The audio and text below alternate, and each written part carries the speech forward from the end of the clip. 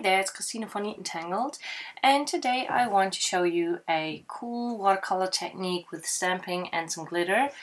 And I'm starting out with a piece of white cardstock. It's not watercolor paper because I do not have really white watercolor paper, so I just used some plain white cardstock.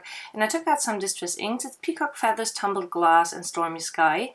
And I just press my ink pads onto my acrylic block, and I have some water along with a brush, and then I put some water onto my cardstock and just dab it into the distress ink and make the colors flow around on that piece of cardstock.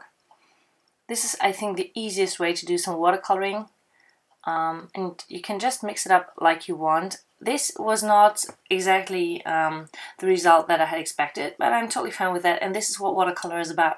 You start something and you do not know what you will end up with.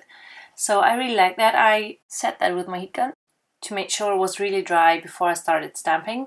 So when this was dry, I just cleaned off my acrylic block, and then I took out the diamond stamp from Neat and Tangled.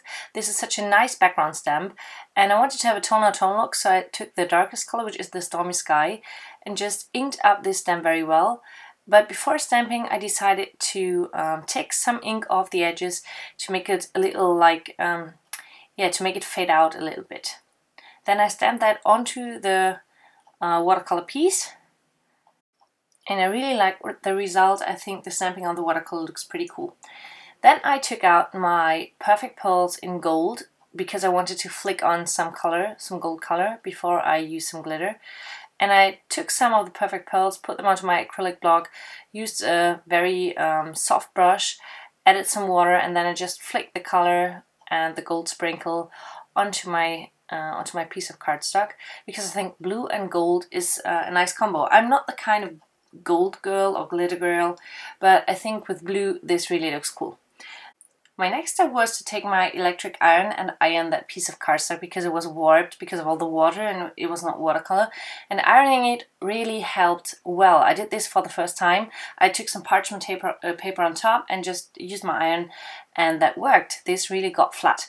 Then I took my EK Success powder tool to make sure my embossing would work, because we will be using some embossing adhesive. I used the Kindness Matters stamp set, also from Neat and Tangled, and some gold brilliance, I think it's Galaxy Gold, the brilliant stamp pad. I inked that up very well, and then I stamped that onto my piece.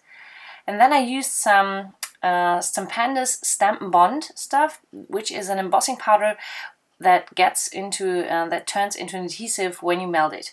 You have to be careful. If you melt it too long, it will not be sticky anymore, but this worked. Then I took out my gold glitter, sprinkled that on, and then I rubbed it into that adhesive, which works. I'm really surprised how well this stuff sticks, because it's only an embossing powder.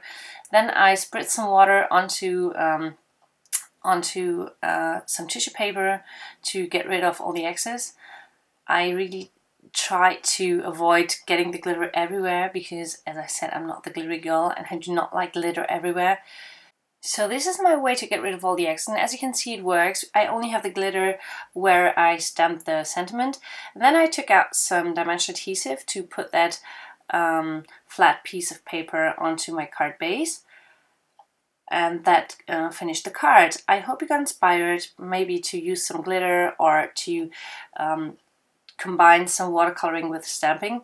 Thanks so much for watching, and if you like my videos, please subscribe to my YouTube channel that you can find at the end of the video. Thanks for watching.